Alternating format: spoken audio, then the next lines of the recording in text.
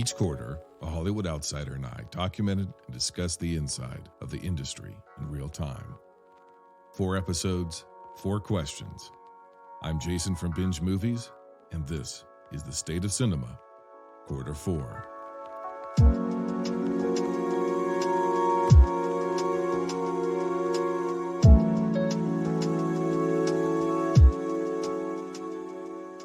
At the end of Quarter 4, a self-commissioned study by the film research group The Quorum found that 49% of moviegoers had yet to return to movie theaters. They estimated that nearly 10% of those people would never return. My guest this week is the Lady-Wan.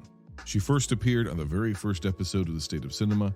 I decided what better person to bring back to see if her predictions for 2021 held up. And if they did, what did that mean for the future of film going in 2022 and beyond? We start with the Lady-Wan and I looking into these numbers to see what they reveal about the state of cinema.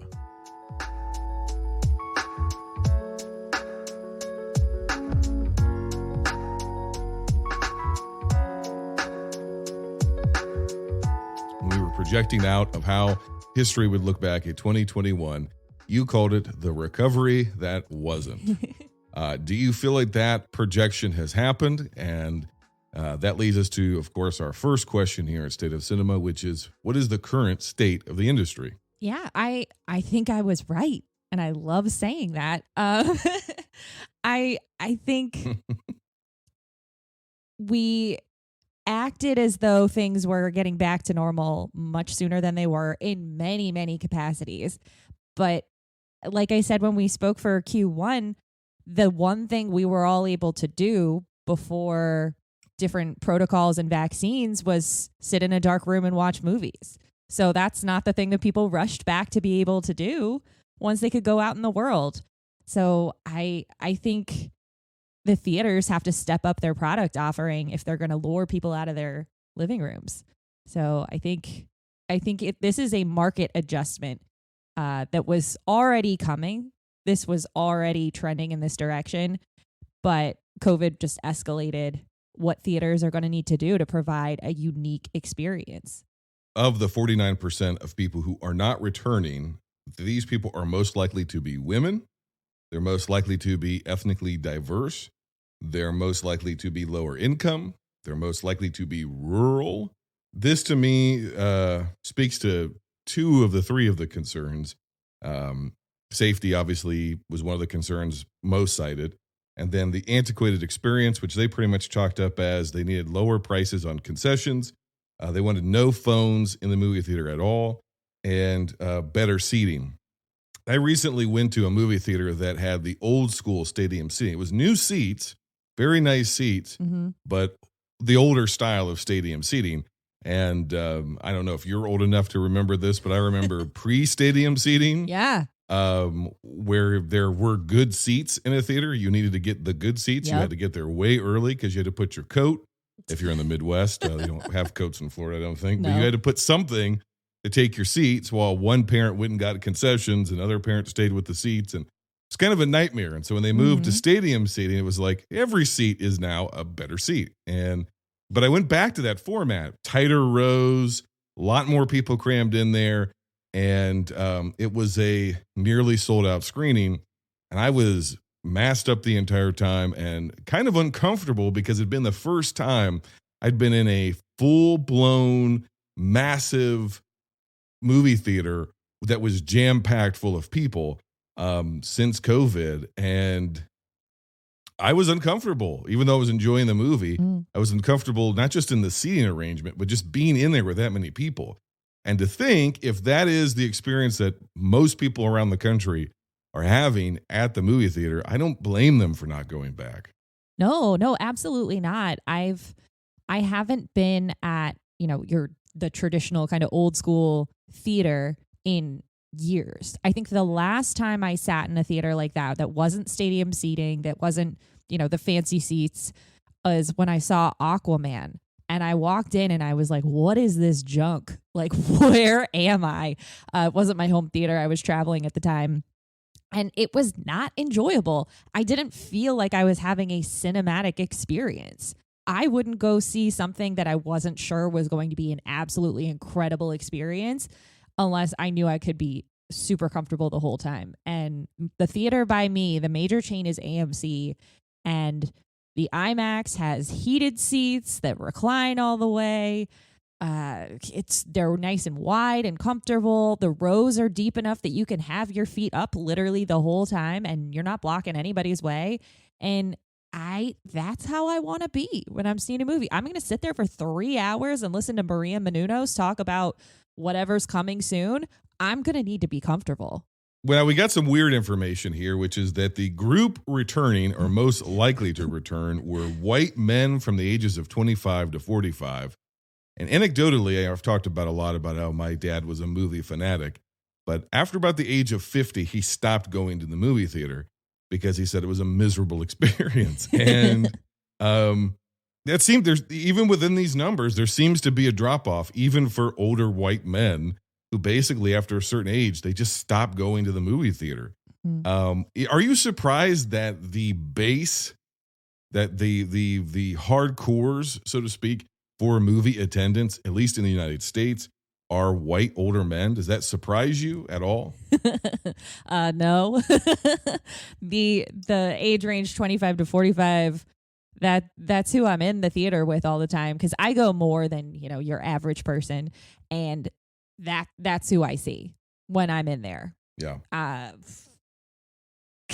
So I'm not surprised at all, and to see the age cutoff, I'm sure a lot of that is feeling like maybe the movies aren't for you after that age. Yeah. And I think, for past experiences, it was probably a matter of comfort. After 45, maybe not interested in sitting in a squeaky chair for that long. Whereas right now, you and I are saying we're not going to do it at all. We want the loungers. So I think maybe it can be the movie going age could extend longer with this comfort, but this has to be it needs to be available everywhere. Otherwise, people aren't going to go and sit through that. Everybody's so comfortable at home. The same issues are facing sports everywhere in the United States. Teams that used to, have a backlog of requests for season tickets are now doing like lottery giveaways and all kinds of promos to get people to sign up to get their tickets, because it's just as good to watch it at home. Everybody's got a giant TV. You're comfortable. If you live somewhere cold, you don't have to be freezing at the game. If you live somewhere hot, you're not sweating all through the game. People are comfortable at home. And even after being somewhat trapped there for a long time, people are still choosing home to watch movies over the theater because it can't really compete in all places. Yeah, it seems to be the dividing line, too. The one thing that group, white men 25 to 45, tend to have more than the 49% of people who've not returned is higher income. Yeah. So not only are the movies more likely to appeal to them, hence all the IP stuff, we'll get to that in a minute, but also they whatever the cost inflation has been of going to the theater and getting concessions, they're the least affected by it. Right. They're less affected than women. They're less affected than minorities. They're less affected than people in rural communities. I mean, my guess is if you did this in a rural area, you'd still find that against national or more urban areas, men were less likely to go to the theater in rural areas. That has to do with distance and inconvenience. Mm-hmm. And so when you really look at it, what it all seems to boil down to is 49% of people are not coming back to the theater. Right now, they're estimating that of that 49%, 8% will never return. Yeah. I think that number is probably going to be higher if I had to guess. Yeah. It's that if the sum total of this is the movie is going to the theater is an inconvenience. And that is the opposite of what the theater was originally marketed as. It was a convenient way to get big budget entertainment, Hollywood spectacle in a neighborhood near you. You looked in the newspaper, you drove by the theater, you saw it was on the marquee, you went into a showing. It was all about convenience. Yeah. So when a convenience becomes this, I'm going to use the term, and it hurts to say it, antiquated. It's simple market correction. Yeah. It is Eventually, the marketplace is going to move on. And I agree with you. I think we're at that point, and I think that these trends were already existing, as you and I talked about at the beginning of the year. Yeah. And I think COVID has accelerated it, and I think it's going to continue to accelerate, regardless of what COVID mutations come down the way, regardless of vaccines, regardless of any of this. I think that the days of yore are gone. They are never coming back.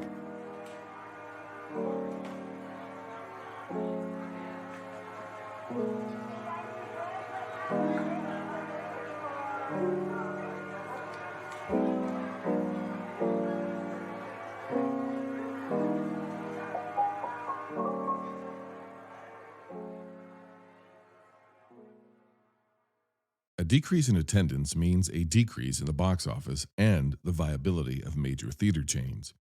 Despite the release of the juggernaut hit, Spider-Man No Way Home, the dollars and cents of the U.S. box office continue to raise alarm bells.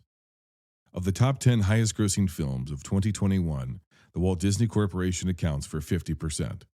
Superhero movies also account for 50%, and existing IP movies account for 90%. Arguably, the two most domestically profitable movies of 2021 were A Quiet Place 2, which came in at number 8 for the top 10 of the year. On a budget of $17 million, the movie grossed around $160 million. And Ghostbusters Afterlife, which comes in as number 9 for the top 10 highest grossing films of the year. On a budget of around $75 million, the film had, at the end of 2021, made around $122 million domestically. The total domestic box office neared $4.4 billion in 2021, down 61% from 2019. Looking past the trees of data to see the forest of the cinema experience, there seems to be a need for innovation in how consumers buy tickets or a gross recalculation on how studios finance their films.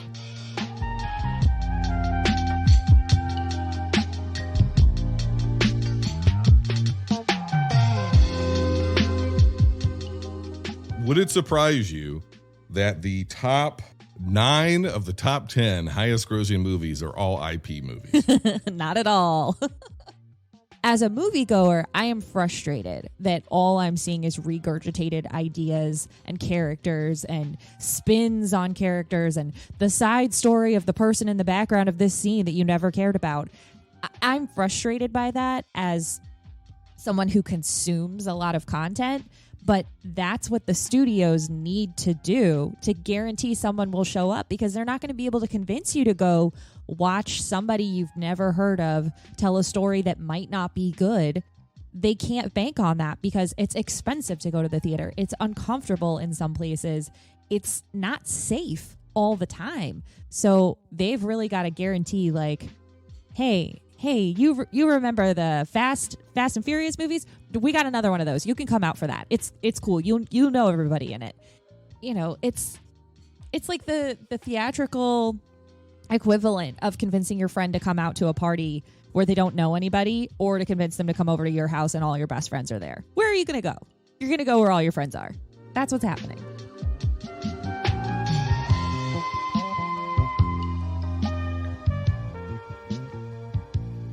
I am trying to be optimistic and hope that this will encourage smaller budget movies to be made, diversifying the content for people. I don't care if, an indie movie comes out on streaming same day as the theater, because it's not always playing at the theater near me. I couldn't see Spencer, and that has Kristen Stewart in it. I couldn't see Spencer. It was nowhere near me. So, I'm lucky that there's a small independent theater where I live and I could see The French Dispatch, but it was only there for, I think, 6 or 7 showings.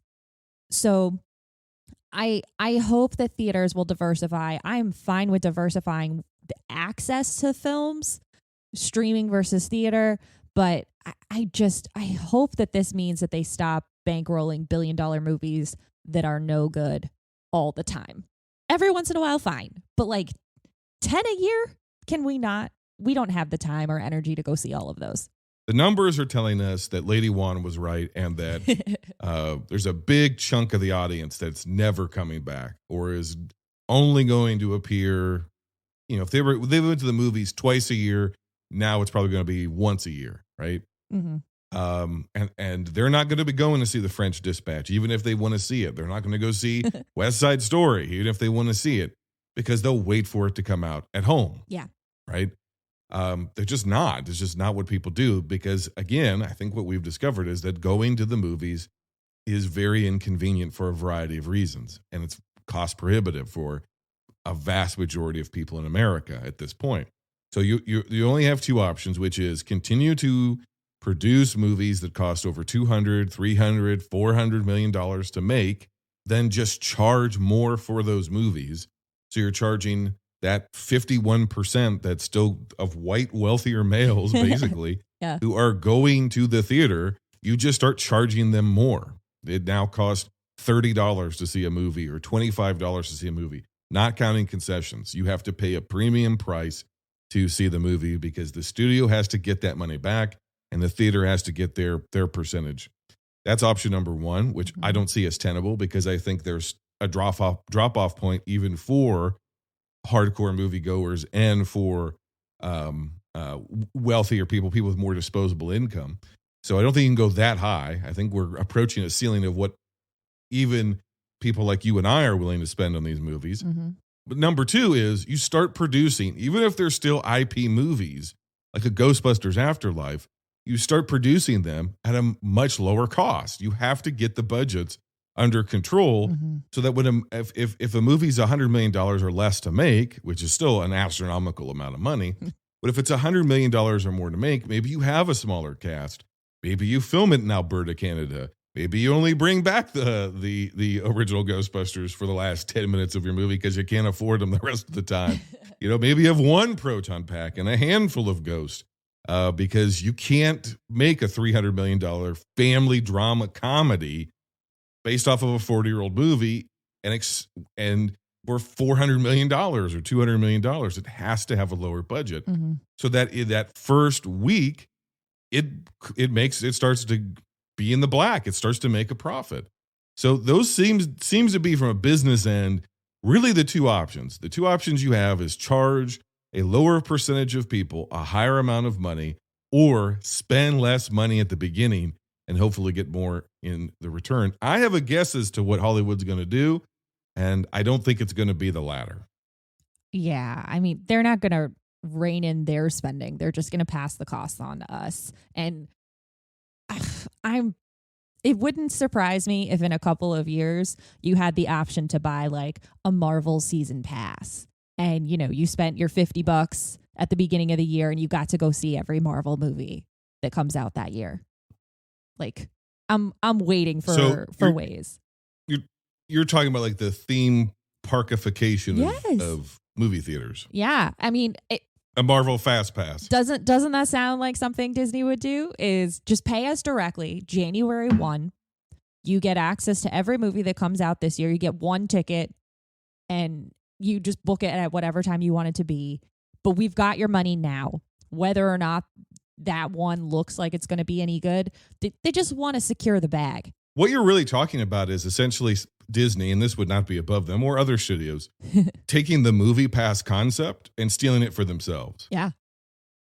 And Disney has the leverage that Movie Pass doesn't have, because Disney can say, and has, you have to screen our Star Wars movie, even though box office projections are soft for Rise of Skywalker. You have to screen it in 90% of your theaters for 6 weeks, or you don't get it at all. And the exhibition industry, the union threw a fit, and we're not going to do it, and you're bullying us. And guess what? They did it, because what else were they going to show? Cats? I mean, so when you're Disney and you own still on a weak box office year, even then, you have the leverage to be able to say, hey, yeah, we're going to give you X amount of money. We're going to guarantee you X amount of business. You're going to accept our Disney, they already have all these apps, right? So just incorporate it into one of the Disney apps. Maybe it's part of your Disney Plus app, right? And you just pay a premium price. The theater has to scan it. It's integrated in, and they have to accept it as good as cash, right? Yep. So just like Movie Pass worked in its original incarnation, but it's Disney who has way more capital, way more leverage to be able to put pressure on movie theaters.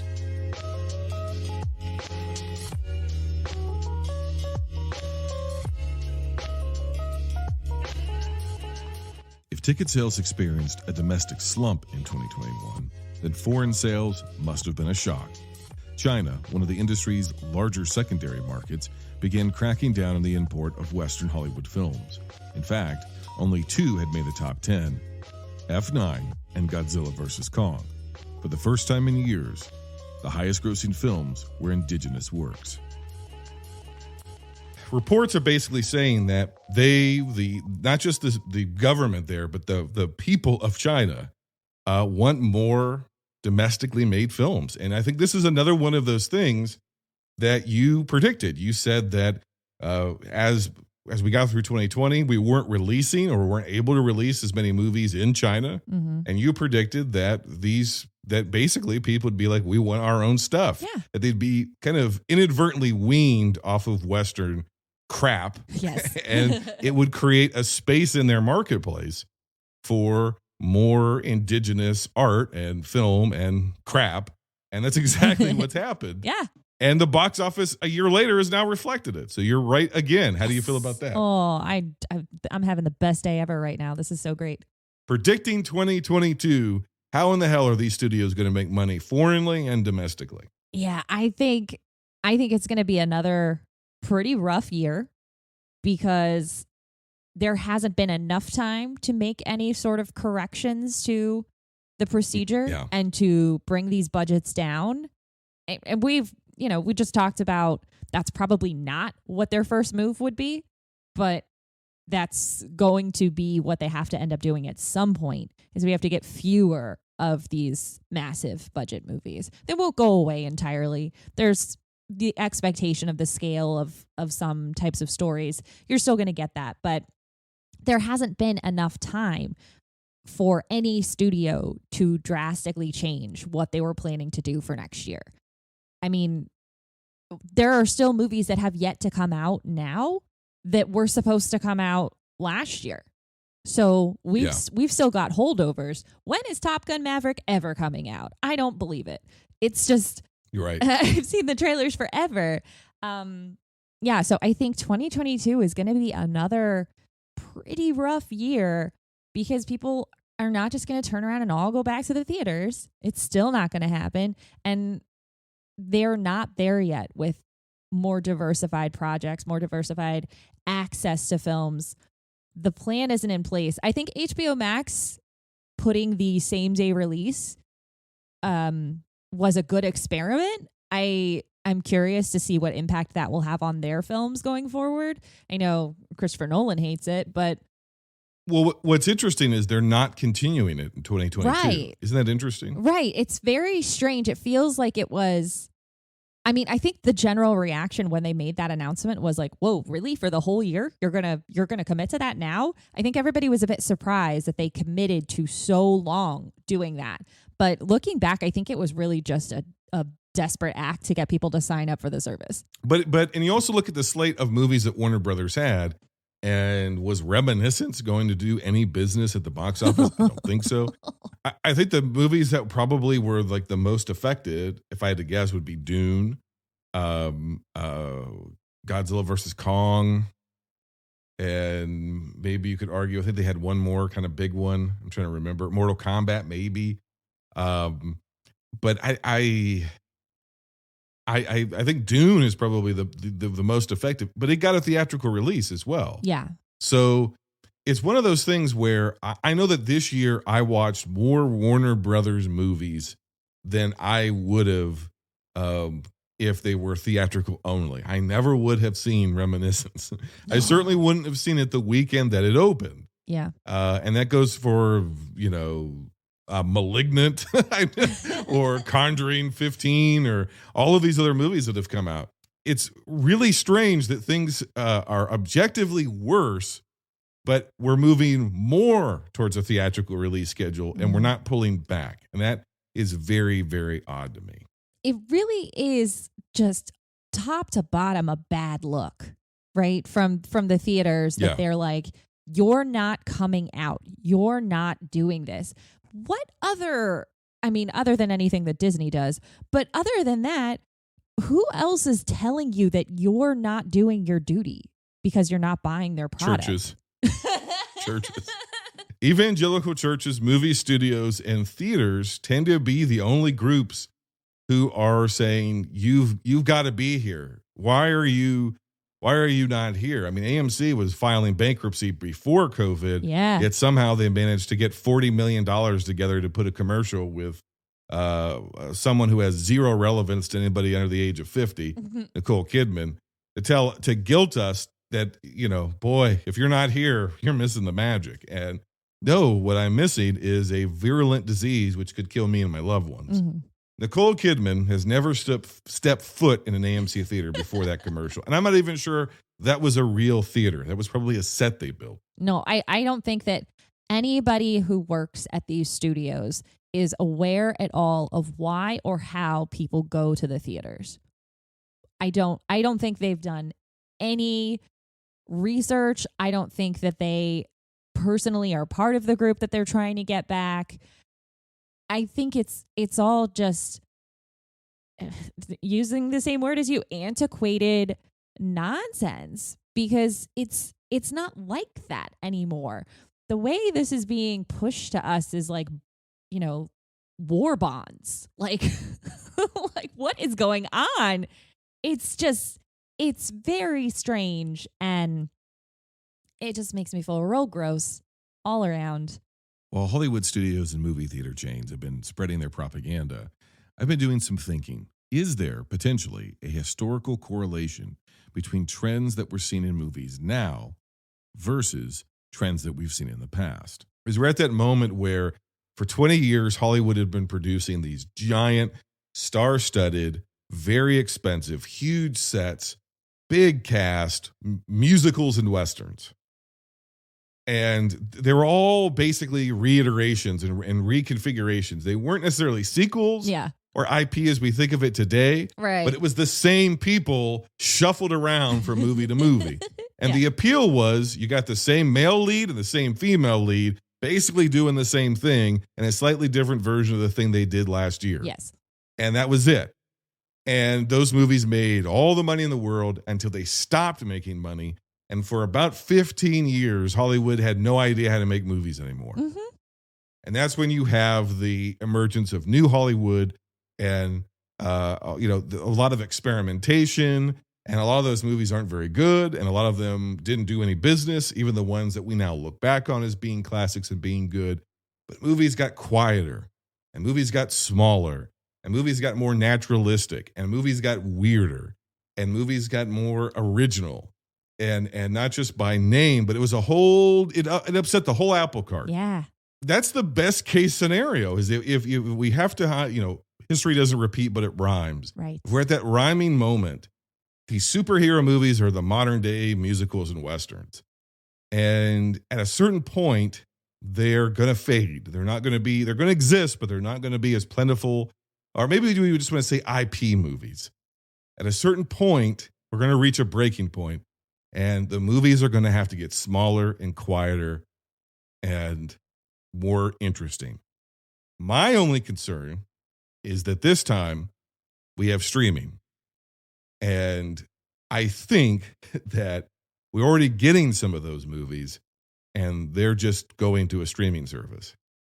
And I don't know that they're going to be able to bail out theaters this time, because I don't know that they're even going to show there. I don't want to go back to movie theaters are dead and end the year on that note. But if I'm projecting in 2022 and say the next 5 years, I don't see anything on the horizon that's going to bail this industry out.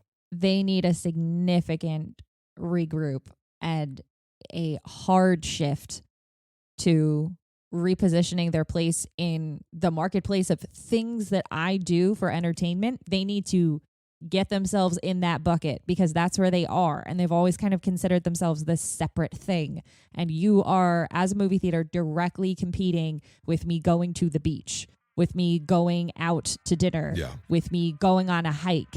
You are competing with all things I do outside of my house now, because I can watch a movie anytime at home. How do you think history is going to look back at 2021? And do you have any final thoughts for 2022? We will see this time economically as a reevaluation of priorities. Top to bottom, every industry, do we actually need this? Do we need as much of this as before? Everybody's reevaluating, and that's going to impact a lot of industries. And the ones that can pivot and adjust and provide better services or products, those will survive, and others won't. And that's okay. Supply and demand is important for a reason.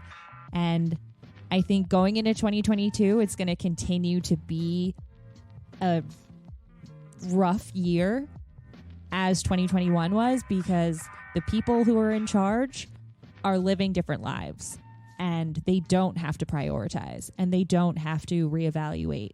And I think that is going to cause a delay in the adjustment on their side. We come to this place for magic. We come to AMC theaters to laugh, to cry, to care. Because we need that, all of us. That indescribable feeling we get when the lights begin to dim and we go somewhere we've never been. Not just entertained, but somehow reborn together. Dazzling images on a huge silver screen, sound that I can feel. Somehow, heartbreak feels good in a place like this. Our heroes feel like the best parts of us, and stories feel perfect and powerful because here they are. AMC Theaters, we make movies better. Oh. You're not taking me to places I've never been before. You're taking me back to the same place over and over and over again. All of the verbiage that they used last year, we're closed now, but there's more important things. Be safe.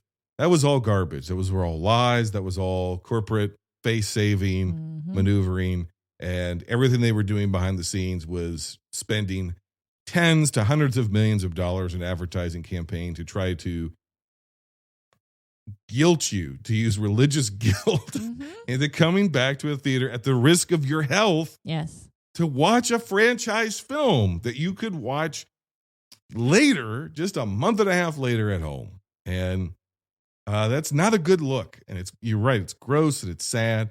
And it sucks. I wish that we could look back and say this was the year where independent film really broke through. But I feel like independent film was less accessible in 2021 than it was in 2020. Yeah. Yeah. The consideration for accessing that level of movies just wasn't there the way it was the year prior. And if you don't have an independent theater near you, and you don't have all the time in the world to get advance notice of the 3 days that movie will be playing and make sure your schedule accommodates it, you're not going to get to see those things. And I think we took a step back in 2021 versus 2020. And that is not encouraging for 2022.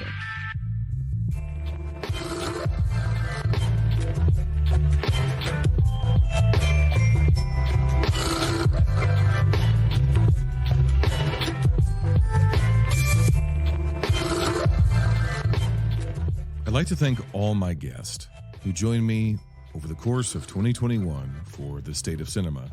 It was an experimental, completely different type of show than you're probably used to hearing here at Binge Movies. First and foremost, I'd like to thank my first and last guest, the Lady-Wan.